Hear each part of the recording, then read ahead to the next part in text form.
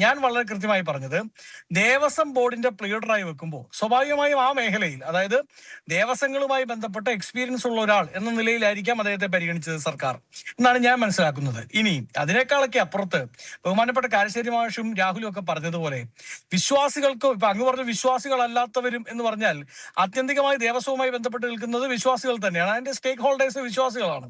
നമ്മൾ എത്ര സെക്യുലറിസം എന്ന് പറഞ്ഞാൽ ദേവസ്വം ബോർഡ് വിശ്വാസികളുമായി ബന്ധപ്പെട്ടാണ് എന്നാണ് കോൺഗ്രസിന്റെ ടേക്ക്, ഞങ്ങളുടെ സ്റ്റാൻഡും. അപ്പൊ ആ വിശ്വാസികൾ, അതായത് ദേവസ്വം ബോർഡിന്റെ സ്റ്റേക്ക് ഹോൾഡേഴ്സ്, അവരാവശ്യപ്പെട്ടു, അല്ലെങ്കിൽ അവരുടെ ഭാഗത്ത് നിന്ന് വിവിധ കോണുകളിൽ നിന്ന് ഒരു ആശങ്ക ഉയർന്നു വന്നപ്പോ അതിന്റെ പിറ്റേ ദിവസം തന്നെ അദ്ദേഹത്തെ രാജി എഴുതി മേടിച്ചില്ലേ? രാജി എഴുതി മേടിച്ചു വസന്ത്. പക്ഷേ ആരാണ് ഈ നിയമനം നടത്തിയത്? ആരുടെ ഉത്തരവാദിത്തമായിരുന്നു ഈ നിയമനം? ആരാണ് ഈ ജാഗ്രത കുറവ് കാട്ടിയത് എന്ന കാര്യത്തിൽ വസന്തിന് ഒരു വ്യക്തതയുണ്ടോ? അല്ല, ജാഗ്രത കുറവല്ലെന്നേ. ജാഗ്രത കുറവെന്നൊക്കെ പറയുന്നത് CPM-ന്റെ സംസ്ഥാന പോളിറ്റ് ബ്യൂറോയുടെ നിഘണ്ടുവിലുള്ള വാക്ക്. അതൊന്നും കോൺഗ്രസിന്റെ നാക്കിലേക്ക് അങ്ങ് വെച്ച് തരാൻ നോക്കണ്ട. ഞങ്ങൾ അങ്ങനെയൊന്നും പറഞ്ഞ് കൈ കഴുകുന്നില്ലല്ലോ. ഇത് നിയമവകുപ്പാണ് ഗവൺമെന്റ് പ്ലീഡർമാരെ വെക്കുന്നത്. അത് എല്ലാ വകുപ്പുകളിലും വെക്കാറുണ്ട്. ഇന്നലെ തന്നെ എത്രയോ പറഞ്ഞ ലിസ്റ്റ് വെളിയിൽ വന്നു. അപ്പോൾ ഗവൺമെന്റ് പ്ലീഡറിന് 7 വർഷത്തെ ഹൈക്കോർട്ട് പ്രാക്ടീസ് എന്നുള്ളതാണ് മിനിമം യോഗ്യത. ആ മിനിമം യോഗ്യത കൊണ്ട് ആർക്ക് വേണമെങ്കിലും ഗവൺമെന്റ് പ്ലീഡർ ആവാം. അത് സ്വാഭാവികമായി എല്ലാ കാലത്തും പൊളിറ്റിക്കൽ നിയമനങ്ങൾ തന്നെയാണ്. LDF-ന്റെ കാലത്തും അതെ, UDF-ന്റെ കാലത്തും അതെ. അതിൻ്റെ അകത്ത് നിയമവകുപ്പ് മന്ത്രിക്ക്, അല്ല ഇന്നത്തെ കേസിൽ മുഖ്യമന്ത്രിക്കും അദ്ദേഹത്തിന്റെ ഓഫീസിനും അതിൻ്റെ അകത്ത് അവധാനതയുണ്ട്. അവർക്ക് അതിൻ്റെ അകത്ത് റോളുണ്ട്.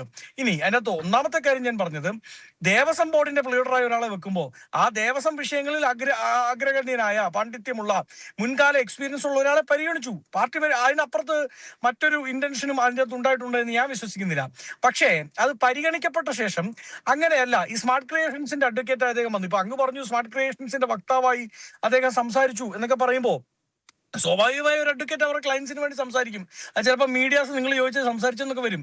അങ്ങനെ സംസാരിച്ചിട്ടുണ്ട് എന്നുള്ളതിനപ്പുറത്ത് സ്മാർട്ട് ക്രിയേഷൻസിന്റെ അഡ്വക്കേറ്റായി അദ്ദേഹം വരുമ്പോൾ എതിർകക്ഷിയായിരുന്നു. ആ കേസിൽ തന്നെ എതിർഭാഗത്തുണ്ടാവുന്ന ദേവസ്വം ബോർഡുമായി ബന്ധപ്പെട്ട ഒരു സ്ഥാപനത്തിലേക്ക് അദ്ദേഹം കടന്നു വന്നാൽ ആ അന്വേഷണം വഴിമുട്ടാൻ സാധ്യതയുണ്ട് എന്ന ആശങ്ക കേരളത്തിന്റെ പൊതുസമൂഹവും വിശ്വാസികളും മുമ്പോട്ട് വെക്കുമ്പോൾ നമ്മൾ തിരുത്തുകയല്ലേ. അല്ലാതെ ഇപ്പോഴും കടിഞ്ഞു തൂക്കി അതിന്റെ പുറകെ നടന്ന് നിയമത്തിന്റെ പുറകെ പോയി സുപ്രീം കോടതിയുടെയും ഹൈക്കോടതിയുടെ വരാന്ത തിങ്ങി നിറങ്ങി അവസാനത്തെ പെൻഷന്റെ വറ്റുമേടിക്കാൻ വേണ്ടി CPM-കാർ ഇരുന്ന പോലെ ഇരിക്കുന്നില്ലല്ലോ. എത്രയോ ഉദാഹരണങ്ങളുണ്ട്. അങ്ങ് പറഞ്ഞു 1 മാസേ ആയുള്ളൂ സർക്കാർ മാറിയിട്ടെന്ന്. ആ 1 മാസം മുമ്പ് ഇതല്ലായിരുന്നല്ലോ നടക്കുന്നത്. 1 മാസം മുമ്പ് 10 സെക്കൻഡ് 1 മാസം മുമ്പ് വിശ്വാസിയോ സ്റ്റേക്ക് ഹോൾഡേഴ്സോ ഏതെങ്കിലും ഒരു വിഷയത്തിൽ അഭിപ്രായം ഉന്നയിച്ചാൽ, അവരുടെ പ്രശ്നങ്ങൾ തുറന്നു പറഞ്ഞാൽ, അതുമായി ബന്ധപ്പെട്ട എന്തെങ്കിലും ആർഗ്യുമെന്റ്സ് മുമ്പോട്ട് വെച്ചാൽ അവരോട്